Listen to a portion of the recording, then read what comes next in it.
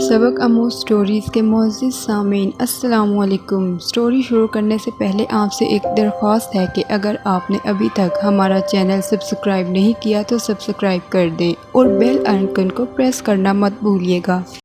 अगर आप हमारे व्हाट्सएप और फेसबुक ग्रुप में शामिल होना चाहते हैं तो हमारे चैनल को सब्सक्राइब करें। सिराज जब से कोठे से आया था वो बड़ा बेचैन रहता था। आज तीनों दोस्त इसके बंगले में जमा थे। अबे कुछ मुंह से बोलता क्यों नहीं? जब तक अपनी परेशानी नहीं बताएगा हम हल कैसे ढूंढेंगे?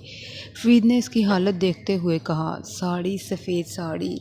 सिराज ने रशीद की तरफ देखते हुए खोए हुए लहजे में कहा, पागल हो गया है कि तू? जब से आया है सफ़ेद साड़ी की रट लगा रखी है। क्या हमसे कोई तुझे बेवा दिखाई देता है? या ज़रूर तूने कल कोठे में किसी सफ़ेद साड़ी पहनी चुड़ैल को देखा होगा, इसलिए तेरी ये हालत बनी हुई है। दिलावर ने हंसते हुए कहा। लेकिन सिराज कतन संजीदा था और फरीद की तरफ देखते हुए कहा, नहीं, वो कोई चुड़ैल नहीं थी, वो तो कोई हूर थी। खूबसूरती में वो किसी हूर परी से कम नहीं थी। इसको देखकर मेरे दिल में छुरियां चल गई। सफ़ेद साड़ी में वो कोई हुस्न का शाहकार लग रही थी। पहली मुलाकात में ही हमारे सिराज साहब को दीवाना बना दिया। तब वो ज़रूर कोई असेब होगी, क्योंकि कोठे में मुझे कोई भी लड़की सफ़ेद साड़ी में तो नहीं देखी। फरीद ने दिलावर से कहा, वो छोड़ सिराज, मैं तुझे मीना से मिलवाऊंगा, फिर तू अपनी सफ़ेद साड़ी वाली को बिल्कुल भूल जाएगा। कल मीना की तबीयत कुछ ठीक नहीं थी, लेकिन आज वो ज़रूर कोई फिर प्यारा सा गीत गाएगी। आज हम सब फिर मीना बाई के कोठे पर चलते हैं। रशीद ने सब दोस्तों से कहा और सब खुशी खुशी राज़ी हो गए। सिराज ने भी हाँ कर दी, क्योंकि वो भी वापस कोठे जाना चाहता था। क्यों न कल वाली लड़की से कोठे में फिर से दिखाई दे जाए। शाम होते ही सब दोस्त रंग बस्ती के लिए निकल पड़े। कितने खूबसूरत थे सिराज साहब, चंपा ने सर्द आह भरकर कहा। कल से सिराज की तारीफ सुन कर मेरे कान पक गए हैं, मीना ने गुस्से में बड़बड़ा कर कहा। हट, तू क्या जाने, तू कल पड़ी थी अपने कमरे में मदहोश। तूने कहाँ देखा सिराज साहब की पुरकशी शख्सियत, गोरा रंग, भूरी आंखें, पेशानी पर फैले स्याह बाल, सफ़ेद कुर्ता शलवार में वो कोई फरिश्ता लग रहे थे। हाय, किस कदर देखने में शरीफ लगते हैं, कमली ने जलकर कहा। और मीना ताव में आ गई। फरिश्ते का कोठे में क्या काम? सब मर्दों को अच्छे से जानती हूँ, सब अंदर से वहशी दरिंदे होते हैं, मौके की तलाश में ताक लगाकर बैठे रहते हैं कि कब एक बेबस लड़की की इज्जत को तार तार करना है। मर्द खूबसूरत हो या बदसूरत, अमीर हो या गरीब, सब एक नंबर के बेवफा होते हैं, मीना ने तल्ख लहजे में कहा। नहीं मीना, ऐसा नहीं कहते। दुनिया के सब मर्द एक जैसे नहीं होते। कुछ मोहब्बत करने वाले और खुददार भी होते हैं, वफा टूट कर करते हैं, शाहिदा ने मीना को समझाते हुए कहा। मीना ने कुछ कहने के लिए ज़ुबान खोली थी कि इस वक्त मीराबाई आ गई और मीना खामोश हो गई। लड़कियों, आज शाम को फिर से सिराज साहब और उनके कुछ दोस्त तशरीफ़ ला रहे हैं, इसलिए अभी से तैयारी में जुट जाओ, मीराबाई कहकर चली गई। सब लड़कियां उठकर अपने अपने कामों में लग गई। शाम होते ही मीराबाई के कोठे में मर्द आने लग गए। आज पूरा महल मर्दों से भरा हुआ था। मीराबाई सबकी आओ भगत में लगी हुई थी। मीना भी जल्दी जल्दी अपने कमरे में तैयार हो रही थी। मीना ने आज हल्के गुलाबी रंग की साड़ी पहनी थी, इस पर बाल का जूड़ा कर लिया, होंठों पर सुर्खी और आंखों में स्याह सुरमा, हाथों में गुलाबी चूड़ियाँ। आज मीना क़यामत ढा रही थी। वो सीधा अपने कमरे से निकलकर नीचे आई। कई मर्द हजरात मीना का पूछ चुके थे। मीना को देखते ही सबके दिल को करार आ गया। मीना आते ही सीधा गद्दे में जाकर बैठ गई। मीना ने सितार संभाल लिया, आवाज़ से सबके कानों में रस घोल रही थी। मीना ने सितार संभाल लिया था और तानिया पैरों में घुंघरू बांधे तैयार थी। मीना आज फिर अपनी सुरीली और आवाज़ में सबके कानों में रस घोल रही थी। सिराज इसके दोस्त भी पहुंच गए। सिराज अपने दोस्तों के साथ मीरा के कोठे में तशरीफ़ ले आया।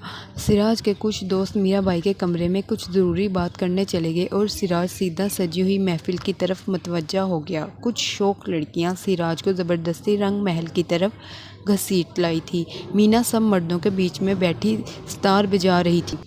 تانیہ بے حد خوبصورت رقص پیش کر رہی تھی اور مینا کا سارا درد اس کے ستار کے سازوں میں سمٹ آیا تھا۔ کملی سراج کو ٹھیک مینا کے قریب والی جگہ میں لا کر بٹھا گئی۔ سراج محفل میں مردوں کو دیکھ کر حیرت میں پڑ گیا۔ کئی مرد بہت زیادہ اونچے خاندان سے تعلق رکھتے تھے۔ بہت کو وہ جانتا بھی تھا۔ سراج کو حیرت پر حیرت ہو رہی تھی کہ اس کے باپ دادا کی عمر کے لوگ بھی کوٹھے کا رخ کرتے ہیں۔ سراج نے سامنے دیکھا تو اس کے اوپر بجلی سی گر گئی۔ سامنے وہی سفید ساڑی والی لڑکی بیٹھی ستار بجا رہی تھی۔ آج وہ گلابی رنگ کی ساڑی میں سجی دھجی سہاگن کی طرح بیٹھی تھی۔ ارے آپ لوگ یہاں! میرا بائی نے سراج کے دوستوں کو حیرت سے دیکھتے ہوئے کہا۔ جی جناب! جی جناب! دیکھیے آپ سے ہم سب کو ایک بے حد ضروری کام ہے۔ ہم بڑی امید لے کر آپ کے پاس آئے ہیں۔ پورے کوٹھے میں آپ ہی ہیں جو ہم لوگوں کی مدد کر سکتے ہیں۔ رشید نے ہنستے ہوئے کہا۔ اوہ دیکھو لڑکوں، ہمارے کوٹھے میں کافی خوبصورت لڑکیاں ہیں۔ تم ان میں سے کسی کو بھی پسند کر سکتے ہو۔ میری اب عمر ہو گئی ہے اور اب میں بوڑھی ہو چکی ہوں، اس لیے تم ایک کام کرو، میرے ساتھ باہر محفل میں چلو، شاید تم لوگوں کو کوئی پسند آ جائے۔ میرا بھائی نے اپنی ساڑی کا آنچل سینے پر ٹھیک کرتے ہوئے کہا۔ تینوں دوست ایک دوسرے کا منہ ہونک کر دیکھتے رہ گئے۔ نہیں دیکھیے، آپ غلط سمجھ رہی ہیں، ہم کچھ اور کہنا چاہتے ہیں۔ ہماری بری نظر آپ پر بالکل نہیں ہے۔ آپ تو میری دادی کی عمر کی ہیں، دلاور نے شرارت سے کہہ دیا۔ دیکھو اب میری اتنی بھی زیادہ عمر نہیں ہے۔ تم سب سراج کے ساتھ ہو اس لیے معاف کر رہی ہوں، ورنہ تم لوگوں کی بدتمیزی میں برداشت نہیں کرتی، میرا بھائی نے غصے میں کہا۔ ارے آپ ناراض نہ ہوں، بس اتنا بتا دیں کہ کل آپ کے کوٹھے میں کسی لڑکی نے سفید ساڑی پہنی تھی کیا؟ رشید نے کہا۔ رشید نے میرا بھائی سے مطلب کی بات کر دی۔ میرا بھائی کے چہرے کا رنگ پیلا پڑ گیا اور وہ سوچنے لگی کہیں ان لڑکوں نے مینا کو سفید ساڑی میں تو نہیں دیکھ لیا۔ میرا نے تھوڑی دیر بعد کہا، یہ ایک کوٹھا ہے، یہاں کی لڑکیاں سفید ساڑی کبھی نہیں پہنتی، ضرور آپ کو کوئی غلط فہمی ہوئی ہے، میرا بھائی نے اکھڑے ہوئے لہجے میں کہا۔ وہم یا غلط فہمی ہی ہوگی، تب مینا کو آج رات کے لیے ہمارے حوالے کر دیجیے، وہ آج بھی بیمار ہے۔ فرید نے بات بدلتے ہوئے کہا۔ مینا بالکل ٹھیک ہے، لیکن آج رات کے پیسے زیادہ لگیں گے، میرا بھائی نے سودا کرتے ہوئے کہا۔ سراج صاحب پیسے کی بارش کر دیں گے، آپ پیسے کی فکر مت کریں، دلاور نے لاپرواہی میں کندھا اچکائے ہوئے کہا۔ میرا بھائی سراج کے سب دوستوں کو باہر لے آئی۔ سراج بھی محفل کا حصہ بنا تھا۔ سب دوست بہت خوش ہو گئے اور سیدھا سراج کی طرف چلے گئے۔ مینا ستار سے اب تک درد بھرے ساز نکال رہی تھی اور تانیہ بنا تھکے رقص کیے جا رہی تھی۔ سراج بت بنا بیٹھا تھا۔ اس کے دل پر کیا بیت رہی تھی وہ کوئی نہیں جان سکتا تھا۔ اپنی محبت کو اس طرح مردوں کے بیچ بیٹھے ہوئے دیکھ کر اس کا دل کٹ رہا تھا۔ مردوں کی گندی نظر اس کے جسم پر پڑ رہی تھی، سب اس کو للچائی ہوئی نظروں سے دیکھ رہے تھے۔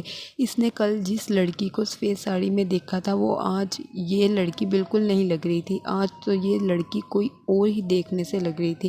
گلابی ساڑی سجی دھجی مردوں کی محفل میں بیٹھی ہوئی ستار بجاتی ہوئی۔ اچانک سراج کے کان میں آواز آئی۔ اوہ ہو، مینا کتنا اچھا ستار بجا رہی ہے۔ فرید بیٹھا مینا کو داد دے رہا تھا۔ سراج بے اختیار فرید کی طرف مڑا۔ فرید، دلاور اور رشید بیٹھے مینا کو دیکھے جا رہے تھے۔ مطلب وہ لڑکی جسے میں نے پسند کیا تھا وہی مشہور مینا بائی ہے، ایک طوائف، بے حیا اور بے شرم لڑکی۔ یہی ہے مینا جس کے میرے دوست دیوانے ہیں۔ ایسی عورت تو محبت کیا نفرت کے قابل بھی نہیں ہوتی۔ میں کل تک اس کے پیچھے دیوانہ تھا، مجھے خود پر گھن آ رہی ہے۔ سراج مینا کو دیکھ کر غصے میں کانپ رہا تھا۔ کیا سوچ رہا ہے سراج؟ دلاور نے اس کے کندھے پر ہاتھ رکھ کر کہا۔ کچھ نہیں یار، سراج نے خود پر قابو پا کر کہا۔ مجھے پتہ ہے تو بھی مینا کو دیکھ کر دیوانہ ہو گیا ہے، اپنی سفید ساڑی والی کو بھول گیا ہے۔ کوئی بات نہیں، آج رات تو عیش کر میرے یار، مینا کا سودا آج ہم نے پکا کر لیا ہے۔ کچھ دیر بعد مینا ستار بجانے کے بعد اپنے کمرے میں چلی گئی اور میرا بھائی بھی کچھ دیر بعد ستار بجانے کے بعد مینا اپنے کمرے میں چلی جائے گی اور میرا بھائی بھی تجھے اس کے کمرے تک چھوڑ دے گی، پھر تیری رات ہو جائے گی رنگین، بس تو پیسے تیار رکھ، رشید نے ہنس کر کہا۔ کچھ دیر بعد مینا اور دوسری لڑکیاں بھی اپنے کمرے میں چلی گئی۔ مینا بہت زیادہ تھکی ہوئی تھی، میرا بھائی مردوں میں گھری تھی۔ مینا کی اونچی قیمت لگ رہی تھی لیکن میرا بھائی نے صاف انکار کر دیا کیونکہ سراج نے اس کو پہلے ہی اپنے لیے مخصوص کر لیا تھا۔ باقی لڑکیوں کی بھی بولیاں لگائی جا رہی تھی۔ تھوڑی دیر بعد سب مرد حضرات اپنے گھر کی طرف چل دیے، کچھ لڑکیوں کے کمرے کی طرف چلے گئے۔ سراج نے بھی اپنے دوستوں کو گھر جانے کا کہہ دیا تھا۔ کچھ دیر بعد میرا بھائی اپنے کمرے میں آرام کرنے کے لیے چلی گئی۔ دیکھتے دیکھتے سب کمرے کے دروازے کھٹاکھٹ بند ہو گئے۔ سراج بھی میرا بھائی کے بتائے ہوئے کمرے میں چلا گیا۔ مینا اپنے کمرے میں بھاری زیور اتار رہی تھی اور اس کو حیرت ہو رہی تھی کہ آج کوئی مرد اس کے کمرے کی طرف نہیں آیا، کیوں نہیں آیا؟ مینا نے سوچا چلو اچھا ہے، لگتا ہے میرا بھائی نے آج اس کا سودا کسی بھی مرد سے نہیں کیا، آج چین کی نیند سو پاؤں گی۔ مینا یہ سب سوچ رہی تھی کہ اچانک ایک خوبصورت نوجوان کمرے کے اندر داخل ہو گیا۔ کمرے میں داخل ہوتے ہی اس نے کمرے کو اندر سے بند کر دیا اور سراج مینا کی طرف تلخ مسکراہٹ کے ساتھ پلٹا۔ مینا نے اس کی طرف سوالیہ نگاہوں سے دیکھا اور پوچھا آپ کون ہیں اور بنا اجازت کے میرے کمرے میں کیسے داخل ہو گئے؟ اوہ، مجھے اب ایک طوائف کی اجازت لینی پڑے گی، اور میں کون ہوں، کیا ہوں؟ تمہیں اس سے کوئی سروکار نہیں ہونا چاہیے۔ تم ایک طوائف ہو تو تمہارے کمرے میں کوئی بھی آئے تمہیں اس سے کوئی مطلب نہیں ہونا چاہیے۔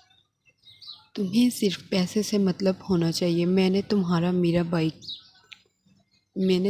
مینا بائی کو دگنی رقم ادا کی ہے، سراج نے معروفیت سے کہا۔ وہ تو دکھ رہا ہے، اس لیے تو میرے کمرے میں ہیں۔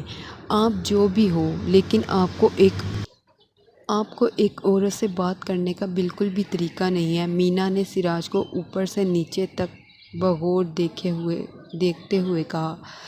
ہاں ہاں ہاں، ایک طوائف سے تو اور بھی گرے اور گھٹیا زبان میں مجھے بات کرنی چاہیے، ایک عورت نہیں۔ طوائف جو پیسوں کے لیے اپنا جسم بیچتی ہے، وہ مجھے سکھائے گی بات کرنے کا طریقہ؟ بے شرم، بے حیا اور بد کردار اور جسم فروش عورت، سراج نے نفرت سے مینا کی طرف دیکھ کر کہا۔ مینا بت بنے کھڑی رہی، آج تک کسی نے بھی اس کی اتنی بے عزتی نہیں کی تھی۔ سراج کے الفاظ مینا کے سیدھا دل پر جا کر چبھ گئے۔